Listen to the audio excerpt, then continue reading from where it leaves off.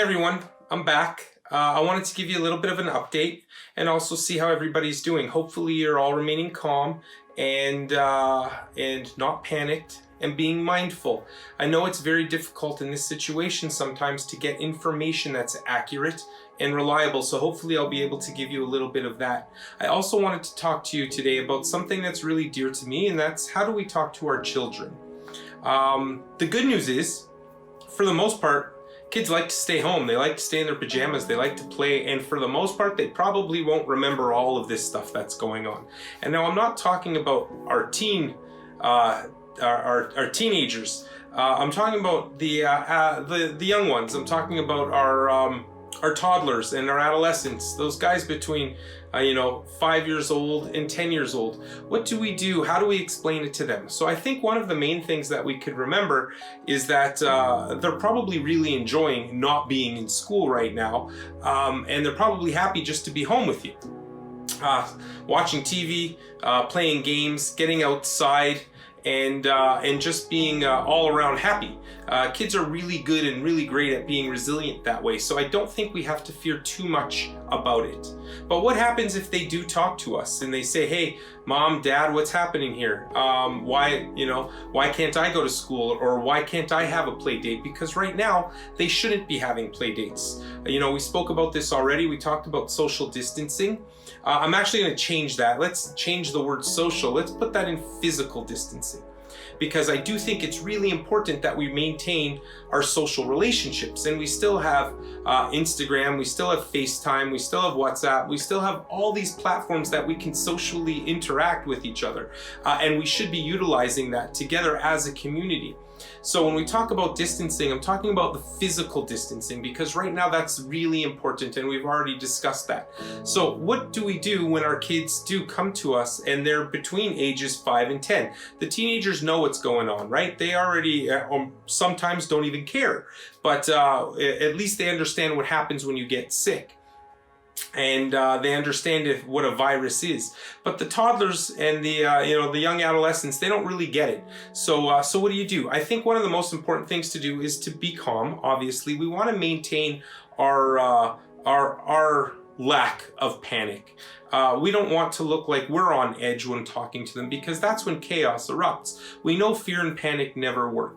As healthcare practitioners, as young adults, as business owners, as parents, we know that as soon as we lose our cool, everybody around us loses our cool. So the first thing we have to do is check our own pulse.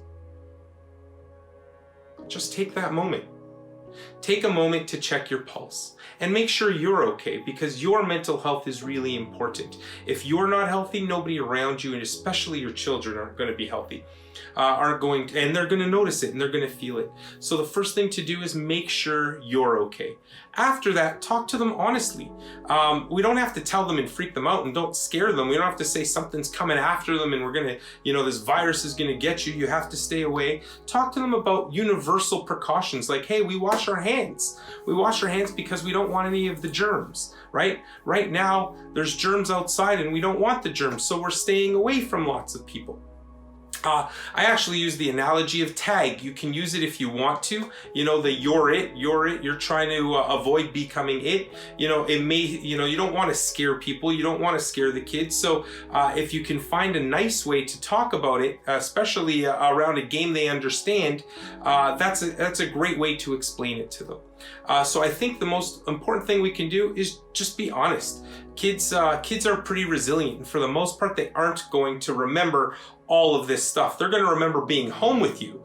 They're going to remember, was mommy and daddy really stressed out? Were they hoarding toilet paper? And why were they doing those things? Or, hey, you know what? We played games for a couple weeks. We sat in our pajamas and ate marshmallows, or carrots or whatever hopefully we're eating healthy, but you know what I mean. So for the most part, it's really important that they're going to notice your actions more than they notice the actions of everything around them. So there's a couple other questions. So aside from how do we talk to kids, there's some other things I just want to hit on for you as the parent and you as the viewers watching this. I think one of the most important things we can do right now is act as though you have this virus yourself. You're not protecting yourself, you're trying to protect other people from getting it. You may have it, you may have a mild illness, and for the most part, most people, the majority of people are gonna have a virus and flu-like symptoms. But it's not for you necessarily, it's for those people that don't have the immune system to deal with it, that we're trying to avoid them from getting it. And right now, most people are asymptomatic, which means they don't have symptoms. In a couple weeks, they might. So the thing you can do right now to avoid, to think about how should I think about living my daily life just for the next little bit, is think as though you have it yourself. Hopefully you don't, but think about that you have it yourself, and how would you act or want somebody to act when they thought that they had it. That's a great way to think about it.